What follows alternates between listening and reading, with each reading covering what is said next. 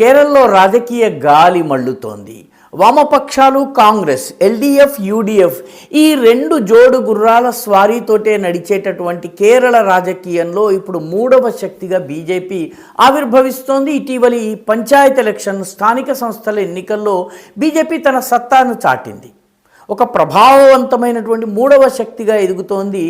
దీనితో కమ్యూనిస్టు పార్టీకి భవిష్యత్తు లేదని గుర్తించినటువంటి చాలామంది కమ్యూనిస్టు నాయకులు బీజేపీలో చేరేందుకు ఉత్సుకతను కనపరుస్తున్నారు. అందులో తాజాగా సిపిఎం ఎమ్మెల్యేగా 3 మార్లు ఎమ్మెల్యేగా ఉన్నటువంటి ఎస్ రాజేంద్రన్, ఈయన ఇడుక్కి జిల్లాలోని దేవికులం నియోజకవర్గంలో 2006, 2011, 2016 3 సార్లు ఎన్నికల్లో ఈయన పాల్గొన్నారు, గెలిచారు, ఎమ్మెల్యేగా ఉన్నారు. ఈ 3 టైమ్ ఎమ్మెల్యే ఇప్పుడు కమ్యూనిస్ట్ పార్టీ సిపిఎంకి రాజీనామా చేసి భారతీయ జనతా పార్టీలో చేరారు. ఆయన్ని రాష్ట్ర బీజేపీ అధ్యక్షులైనటువంటి రాజీవ్ చంద్రశేఖర్ ఆయనను స్వాగతించారు. ఆయనతో పాటు చాలామంది గ్రామ స్థాయి నాయకులు కూడా బీజేపీలో చేరారు.